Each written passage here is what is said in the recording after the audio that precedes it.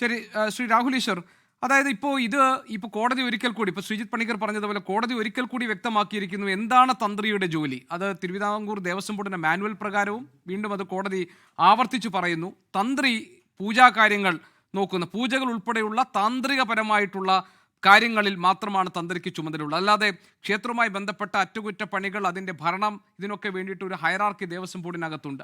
അപ്പോൾ തന്ത്രി ഇതിനകത്ത് ഒരു കാരണവശാലും ഇതിൻ്റെ ഗൂഢാലോചനയിൽ ഭാഗമാകാൻ കഴിയില്ല എന്നാണ് ഈ ജാമ്യ ഉത്തരവിലൂടെ നമ്മൾ മനസ്സിലാക്കുന്നത്. പക്ഷേ രാഹുൽ, ഇപ്പോൾ ഒരു ലളിതോക്തിയിൽ പറയുന്ന ചില കാര്യങ്ങളുണ്ട്. ശബരിമലയിൽ എന്ത് സംഭവിക്കുമ്പോഴും അത് തന്ത്രി അറിഞ്ഞിരിക്കും. തന്ത്രി അറിയാതെ അവിടെ ഒരു ഇല പോലും അനങ്ങില്ല. ഏത് സംഭവങ്ങളുണ്ടായാലും തന്ത്രി അതിൻ്റെ കാഴ്ചക്കാരനോ അല്ലെങ്കിൽ അതേക്കുറിച്ച് അറിവുള്ള ആളോ ആയിരിക്കും. അപ്പോൾ അവിടെ ശ്രീജിത്ത് പണിക്കർ പറയുന്നു, അങ്ങനെ ഈ നമ്മുടെ മൗനമോ അല്ലെങ്കിൽ നമ്മുടെ ഇടപെടലോ ഒരു പദവിയിലിരുന്ന് ചെയ്യേണ്ടതല്ലാത്ത സമയങ്ങളിൽ വിസിൽ ബ്ലോവർ എന്നാണ് പറയുന്നത്, അത് ചെയ്തില്ല എന്നുള്ളത് നിയമപരമായ ഒരു കുറ്റമായി കാണാൻ കഴിയില്ല എന്നാണ്. ഇതൊക്കെ നടന്നപ്പോഴും ഇതെല്ലാം മനസ്സിലാക്കി നിന്ന ഒരാളായിരുന്നു തന്ത്രി എന്ന് നമ്മൾ കരുതേണ്ടി വരുമോ? അങ്ങനെയാണെങ്കിൽ ഇപ്പോൾ SIT പറയുന്ന പോലെ തന്ത്രിക്ക് ഈ കുടുംബാംഗങ്ങൾക്കുമൊക്കെ വേറെ അക്കൗണ്ടുകളുണ്ട്, അതിൻ്റെയൊക്കെ രേഖകൾ ഞങ്ങൾ കൊണ്ടുവരാം, സാമ്പത്തിക ഇടപാടുകൾ ഉണ്ടായിട്ടുണ്ട് എന്ന കാര്യങ്ങളിലൊക്കെ അന്വേഷണം പോകാനുള്ള സാഹചര്യവും സാധ്യതയും ഇനിയും അവശേഷിക്കുന്നുണ്ടോ?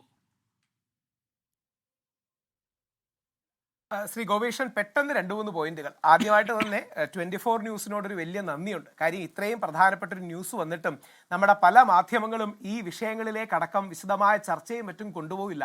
24 അതെടുത്ത് നിഷ്പക്ഷവും വസ്തുനിഷ്ഠവുമായി ഇത് അവതരിപ്പിച്ചതിന് വലിയൊരു നന്ദിയും സ്നേഹവും. അത് തന്ത്രി ബന്ധു ആയതുകൊണ്ടല്ല, അയ്യപ്പ വിശ്വാസി എന്ന നിലയിൽ ഞങ്ങൾ തന്ത്രിയെ ദേവന്റെ പിതാവായി കാണുന്നു എന്നുള്ളതുകൊണ്ടാണ്. ഞാൻ തന്ത്രിയുടെ കുടുംബത്തോടൊക്കെ സംസാരിച്ചു. അവർക്കൊന്നും കണ്ണീര് തോർന്നൊരു ദിവസമില്ലായിരുന്നു. 40 ദിവസമാണ്. ആദ്യമായിട്ടായിരിക്കും ഇത്രയും പ്രമുഖനായ ക്ഷേത്രത്തിലെ തന്ത്രിയെയും മറ്റും അറസ്റ്റ് ചെയ്യുന്നത്. അത് വിധിന്യായത്തിലും സൂചിപ്പിക്കുന്നുണ്ട്. ഈ നമ്മുടെ നാട്ടിലെ ഏറ്റവും പ്രസിദ്ധമായ ക്ഷേത്രത്തിലെ കോടിക്കണക്കിന് വിശ്വാസികളുള്ള ഒരു അമ്പലത്തിലെ തന്ത്രിയാണ് അറസ്റ്റ് ചെയ്യുന്നത്. പിന്നീട് പലരും സൂചിപ്പിക്കുന്നത് പോലെ, അല്ലെങ്കിൽ തന്ത്രിയുടെ കുടുംബാംഗങ്ങൾ തന്നെ സൂചിപ്പിക്കുന്നത് പോലെ, യഥാർത്ഥത്തിൽ മെയിൻ കേസിൽ നിന്ന്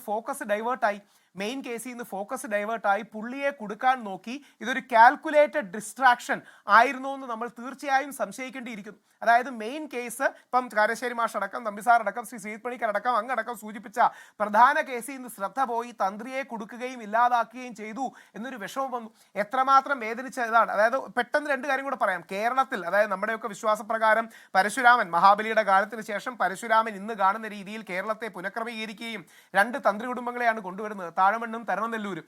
അതിൽ ഏറ്റവും പ്രമുഖമായ തന്ത്രി കുടുംബങ്ങളിലൊന്നായ താഴമണ്ണിലെ ഇന്നത്തെ ഏറ്റവും ആചാര്യ സ്ഥാനത്തുള്ള പരമസാത്വികനായ കണ്ഠര രാജീവരെ പോലൊരു വ്യക്തിയെ അറസ്റ്റ് ചെയ്യുമ്പോൾ എത്രമാത്രം വിശ്വാസികൾക്കും അദ്ദേഹത്തിന്റെ കുടുംബത്തിനും ഒക്കെ വേദനിച്ചിട്ടുണ്ടെന്ന് എനിക്കറിയാം. ഇനി അങ്ങയുടെ അറിവിന് വേണ്ടിയാണ് ഒരു കാര്യം കൂടി. ഇദ്ദേഹവും ഞാനുമായി പരസ്പരം പലപ്പോഴും തർക്കിച്ചിട്ടുണ്ട്. അതായത് ഞാൻ എടുക്കുന്ന മെത്തേഡ്സ് അഗ്രസീവ് ആണെന്നും കുറെ കൂടെ സാത്വികനാവണമെന്നും കുറച്ചുകൂടെ തണുക്കണമെന്നും ഒക്കെ പറഞ്ഞ് എന്നെ പലപ്പോഴും വിമർശിക്കാനും വഴക്ക് പറയാറുള്ളതുമാണ്. മുത്തശ്ശിയായ ദേവകി അന്തർജനത്തെ യഥാർത്ഥത്തിൽ അറസ്റ്റ് ചെയ്ത വിഷയത്തിലൊക്കെ അദ്ദേഹത്തിന് എന്നോട് നീരസം ഉണ്ടായിരുന്നു. അങ്ങനെ മുത്തശ്ശിയൊന്നും പ്രക്ഷോഭത്തിന് കൊണ്ടുപോകേണ്ടത്. പക്ഷേ അത്രയും സാത്വികനായ ഒരു മനുഷ്യനെ ഇനി ഒറ്റ കാര്യത്തിൽ അദ്ദേഹം കടുപ്പിച്ചൊരു നിലപാടെടുത്തുള്ളൂ. അത് മുഖ്യമന്ത്രിക്കെതിരെയാണ്.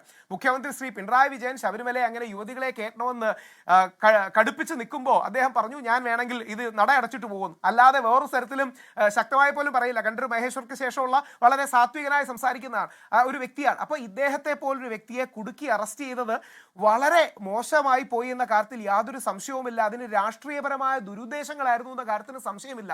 ഇനിയെങ്കിലും ഇത്തരം കാര്യങ്ങൾ തിരിച്ചറിഞ്ഞുകൊണ്ട് ഒരു തന്ത്രിയാകട്ടെ, പള്ളിയിലച്ചനെ ആകട്ടെ, മൗലവിയാകട്ടെ, ഇവരെല്ലാം വിശ്വാസി സമൂഹത്തിന്റെ ഭാഗമാണ്. ആ വിശ്വാസികളിൽ കൺഫ്യൂഷൻ ഉണ്ടാക്കാനും അവരെ അധിക്ഷേപിക്കാനും അപകീർത്തിപ്പെടുത്താനും അവരിലിടയിൽ തെറ്റിദ്ധാരണ ഉണ്ടാക്കാനും ചെയ്യരുത്. പെട്ടെന്ന് 2 കാര്യം കൂടെ പറയാം. എന്തൊക്കെ നിറം പിടിപ്പിച്ച കഥകൾ SIT നേരിട്ടും അല്ലാതെ ഈ തന്ത്രിയെ അപമാനിക്കണമെന്നുള്ളവർ പറഞ്ഞു. വാജിവാഹനത്തിന് 500 കോടി രൂപയാണ്. വാജിവാഹനത്തിന്റെ പേരിൽ കുറെ കഥകൾ ഇറക്കി. അതിനുശേഷം ഈ അക്കൗണ്ടിന്റെ പേരിൽ കുറെ കഥകൾ ഇറക്കി. ഒന്ന് ആലോചിച്ച് നോക്കുക. തന്ത്രിയുടെ ഒരു ആയുഷ്കാലത്തെ സമ്പാദ്യം എവിടെങ്കിലും ഉണ്ടെങ്കിൽ അദ്ദേഹത്തിന്റെ ഒരു ആയുഷ്കാലത്തെ സമ്പാദ്യമാണ്. ഇതിനെല്ലാം കൃത്യമായ രേഖകളും കാര്യങ്ങളും ഉള്ളതല്ലേ. ലോകത്ത് 1 ഡസനിലധികം രാജ്യങ്ങളിൽ അമ്പലങ്ങളുണ്ട്. 100 കണക്കിന് അമ്പലങ്ങളുടെ തന്ത്രമാണ് കണ്ഠര് രാജീവർക്ക്, കണ്ഠര് ബ്രഹ്മദത്തന്, കണ്ഠര് മഹേഷ് മോഹനർക്ക്, കണ്ഠര് മോഹനർക്ക് അടക്കം ഉണ്ടായിരുന്നത്, അല്ലെങ്കിൽ പണ്ട് കണ്ഠര് മഹേശ്വർക്ക് ഉണ്ടായിരുന്നത്. അപ്പൊ ഇത്രയും ലെഗസി ഉള്ളൊരു ഫാമിലിയെ ബോധപൂർവം കരിവാരി തേക്കാൻ രാഷ്ട്രീയ ഉദ്ദേശത്തോടെ പെരുമാറി എന്നുള്ളതാണ് സത്യം. SITക്ക് ഇതുവരെ യാതൊരു കാര്യങ്ങളിലും മെറിറ്റോറിയസ് ആയിട്ടൊന്നും കണ്ടുപിടിക്കാൻ കഴിഞ്ഞിട്ടില്ല. ഇനിയാണ് ഏറ്റവും പ്രധാനം. യഥാർത്ഥത്തിൽ മെയിൻ കേസ് എന്തായി? ജൂലൈ 19, 20 ഇളക്കിയെടുത്ത സ്വർണ്ണപ്പാളികളിലെ സ്വർണം എവിടെ?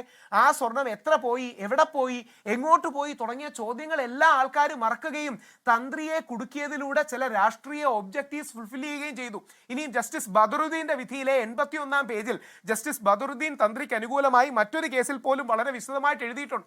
ശ്രീ ബദറുദ്ദീനെ കൂടെ കോട്ട് ചെയ്തുകൊണ്ട് ഞാൻ അവസാനിപ്പിക്കാം. ശ്രീ ബദറുദ്ദീൻ കൃത്യമായിട്ട് പഞ്ചാഗ്നി മധ്യേ തപസ് ചെയ്താലും ഈ പാപകർമ്മത്തിന് പ്രതിക്രിയയാകുമോ എന്ന അദ്വൈതം സിനിമയിലെ പാട്ട് ഹൈക്കോടതി വിധിയിൽ എഴുതി വെച്ചിട്ടുണ്ട്. ജസ്റ്റിസ് ബദറുദ്ദീനാണ് അത് എഴുതുന്നത്. അതാണ് അതിന്റെ ഒരു സിഗ്നിഫിക്കൻസ്. അതിലെന്താ സംഭവിക്കുന്നത്?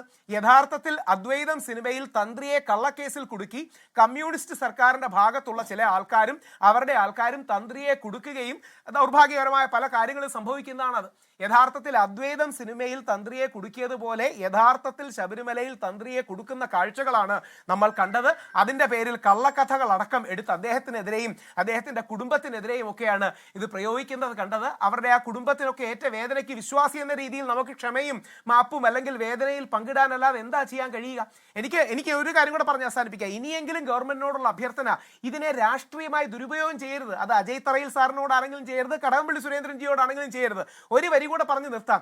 തന്ത്രി കട്ടപ്പയൊന്നും അല്ലല്ലോ. ഈ മാഹിഷ്മതിയിലെ ഇല പോലും കട്ടപ്പ അറിയാതെ ഇളകൂലെന്ന് പറയാൻ തന്ത്രി മാഹിഷ്മതിയിലെ എന്താ പറയുക കട്ടപ്പയൊന്നും അല്ലല്ലോ. അപ്പൊ യഥാർത്ഥത്തിൽ പിന്നെ ഒരു കാര്യത്തിന് തന്ത്രിക്ക് വേണമെങ്കിൽ ഒരു വീഴ്ച പറ്റിയെന്ന് പറയാം. 2025 ഹൈക്കോടതി കണ്ടെത്തിയ സ്വർണ്ണക്കൊള്ള 2019 മുൻകൂട്ടി കാണാൻ തന്ത്രിക്കായില്ല. തന്ത്രിക്ക് അത്രയും ദീർഘദൃഷ്ടിയുള്ള ആളാണെന്ന് എനിക്ക് തോന്നുന്നില്ല. അപ്പോൾ 6 വർഷത്തിന് ശേഷം ഹൈക്കോടതി കണ്ടെത്തിയ സ്വർണ്ണക്കൊള്ള 2019 മുൻകൂട്ടി തിരിച്ചറിഞ്ഞ് ദേവസ്വം ബോർഡിനെ കായികമായി തടഞ്ഞില്ല എന്നുള്ളതൊരു പരാജയമാണെങ്കിൽ അത് തന്ത്രിയുടെ പരാജയമായിട്ട് മനസ്സിലാവുന്ന ഞാൻ വ്യംഗ്യാത്മകമായിട്ടാണ് പറയുന്നത്.